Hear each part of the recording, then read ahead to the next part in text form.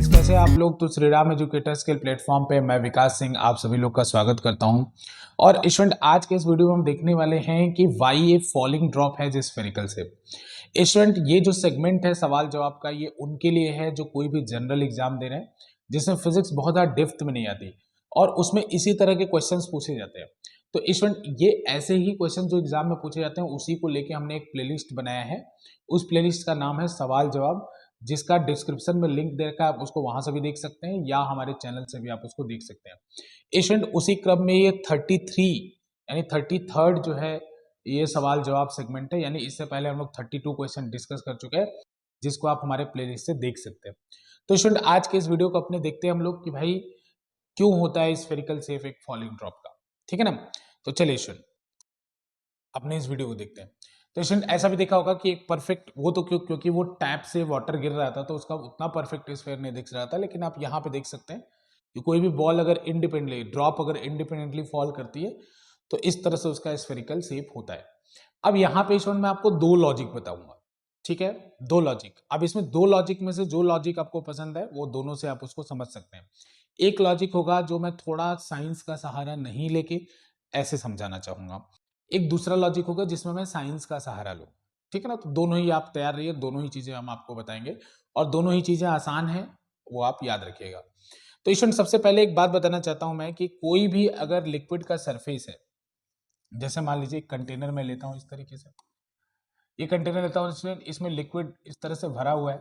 तो अब देखिए क्या होता है कि ये एक दो मॉलिक्यूल के बारे में हम लोग विचार करते हैं स्टूडेंट। एक मॉलिक्यूल जो सरफेस पे है और एक मॉलिक्यूल जो डेप्थ में। ठीक है, लिक्विड के। तो स्टूडेंट देखो, अगर लेमन टर्म में बोलूं तो ये अपने भाई बंधुओं से सराउंडेड है, मतलब सेम टाइप ऑफ मॉलिक्यूल से सराउंडेड है। और ऊपर वाले को देखो, नीचे तो अपने भाई बंधुओं से सराउंडेड है, लेकिन ऊपर जो है कुछ बाहरी लोग भी हैं जैसे हवा, उनसे वो सराउंडेड है। तो फिजिक्स के लैंग्वेज में बोलूं तो स्टूडेंट, ये ऊपर वाला जो मॉलिक्यूल है इसकी एनर्जी नीचे वाले मॉलिक्यूल से ज्यादा होती है। ठीक है। तो स्टूडेंट, फिजिक्स के लैंग्वेज में जिसकी एनर्जी ज्यादा होती है वो कम स्टेबल होता है। जैसे एक बॉटल को आप टेबल पे रखो, उसी बॉटल को आप नीचे रखो, तो जब वो बॉटल नीचे होगा तो वो ज्यादा स्टेबल है। तो फिजिक्स कहता है कि जिसका एनर्जी ज्यादा है वो कम स्टेबल है। तो स्टूडेंट बताओ, इन सब का एनर्जी ज्यादा है ना, जो बाहर कांटेक्ट में जो मॉलिक्यूल है उनका एनर्जी ज्यादा है ना, तो क्या चाहेंगे बताइए। अगर आप अनस्टेबल है तो आप क्या चाहेंगे, स्टेबिलिटी की तरफ जाना, कि भाई स्टेबल हो जाऊं मैं। तो स्टूडेंट, उसी तरह से ये सारे मॉलिक्यूल्स क्या चाहेंगे कि भाई हमें तो भी स्टेबल होना है, तो ये सारे मॉलिक्यूल अंदर जाने की कोशिश करेंगे, अंदर जाने की कोशिश करेंगे।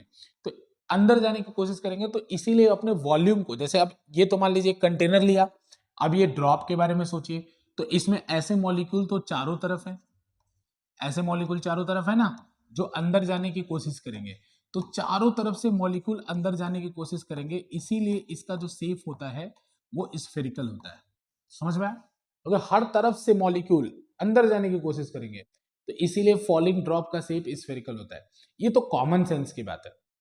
अब इसमें थोड़ा टेक्निकल टर्म में बात करो। टेक्निकल टर्म में जैसे समझाने के लिए बोला, अब टेक्निकल टर्म में स्टूडेंट क्या होता है कि जैसे ये सारे मॉलिक्यूल अंदर जाने की कोशिश करते हैं ना, ये सरफेस एक फिल, ये जो टॉप सरफेस है ये इस पे टेंशन जनरेट हो जाता है। टेंशन मतलब ये वीक इलास्टिक मेम्ब्रेन की तरह बिहेव करने लगती है ऊपर वाला सरफेस। इसी फिनोमेना को सरफेस टेंशन कहते हैं। ये क्या होता है, तो इसके लिए हम एक और क्वेश्चन लेके आएंगे, उसमें इसको एक्सप्लेन करेंगे। अभी ज्यादा ध्यान मत दो, बस इतना ध्यान दो कि ये एक फिनोमेना है। जैसे सारे मॉलिक्यूल जब अंदर जाना चाहते हैं तो ऊपर वाला मॉलिक्यूल एक वीक इलास्टिक मेम्ब्रेन की तरह बिहेव करता है ना, कमजोर एक इलास्टिक मेम्ब्रेन, इलास्टिक झिल्ली की तरह बिहेव करता है। ठीक है ना। तो ये सरफेस टेंशन कहलाता है। तो इसका भी लॉजिक अगर स्टूडेंट कभी आपको एग्जाम में आए तो सरफेस टेंशन ही होता है, क्योंकि सारे अंदर भाग रहे हैं ना। तो एक वर्ड याद रखेंगे आप लोग, सरफेस टेंशन, सरफेस टेंशन। तो अगर आप बोला जाए कि भाई फॉलिंग ऑब्जेक्ट का स्फेरिकल शेप क्यों होता है, तो आपका आंसर होगा सरफेस टेंशन। इसी फिनोमेना को सब अंदर भागना शुरू करते हैं, इसको सरफेस टेंशन कहते हैं। अब स्टूडेंट देखो, थोड़ा और आगे चलते हैं। तो स्टूडेंट यहाँ पे एक टर्म होता है कि भाई कोई भी अगर ड्रॉप है उसका सरफेस एनर्जी का एक फॉर्मूला होता है। सरफेस एनर्जी का फॉर्मूला होता है सरफेस टेंशन, इसको टी से रिप्रेजेंट करते हैं बच्चों, surface tension into area, surface tension into area. कोई भी अगर ये सर्फ किसका फॉर्मूला होता है, ये सरफेस एनर्जी का, सरफेस एनर्जी का, सरफेस एनर्जी का, सरफेस एनर्जी का फॉर्मूला होता है। ठीक है ना। सरफेस टेंशन एक वैल्यू होती है, हर लिक्विड के लिए अलग अलग होती है, तो वाटर के लिए भी इसकी कुछ वैल्यू होगी, ये कांस्टेंट होता है इनटू एरिया। जैसे वाटर के लिए सरफेस टेंशन की वैल्यू कांस्टेंट होगी इनटू एरिया। तो यहां पे इस एरिया से, अब इससे मैं क्या एक्सप्लेन करने वाला हूं, तो सुनो बच्चों, अगर ड्रॉप नीचे गिरा टैप से, अब उसके बाद अलग अलग शेप, मान लो उसको अलग अलग शेप धारण करने के, अलग अलग शेप गेन करने की उसके पास कैपेबिलिटी थी, तो वो उस शेप को गेन करेगा जिसमें उसका एरिया सबसे मिनिमम हो, यानी वॉल्यूम तो उसका फिक्स हो चुका है, तो हमेशा वो उस शेप को गेन करना चाहेगा जिसमें उसका एरिया मिनिमम हो।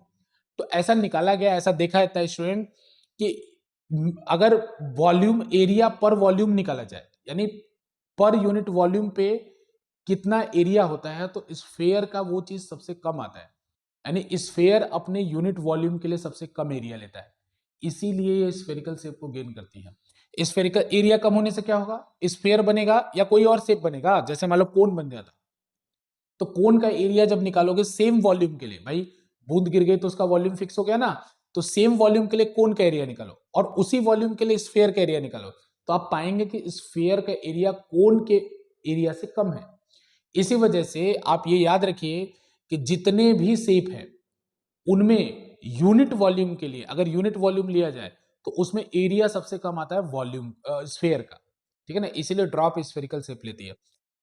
अब एरिया कम होगा तो उससे क्या होगा, तो अभी वो पुराना लॉजिक, एरिया कम होगा सरफेस एनर्जी कम होगा, और सरफेस एनर्जी कम होगा तो स्टेबिलिटी ज्यादा होगी।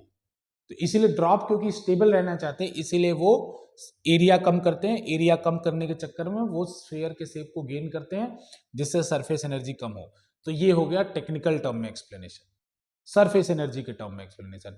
और पीछे जो मैंने आपको बताया उसमें स्टूडेंट बताया लेमन टर्म में, उसको समझने के टर्म में, और उस फेनोमेना को ही हम लोग क्या बोलते हैं, सरफेस टेंशन। अगर आप कोई भी एग्जाम दे रहे हो तो सिंपल, आपसे जनरल एग्जाम दे रहे हैं, सिंपल क्वेश्चन आएगा कि भाई ड्रॉप का स्फेरिकल शेप क्यों होता है, जो ऑप्शन में सरफेस टेंशन दिखे टिक कर दो, आंसर सही है, ठीक है।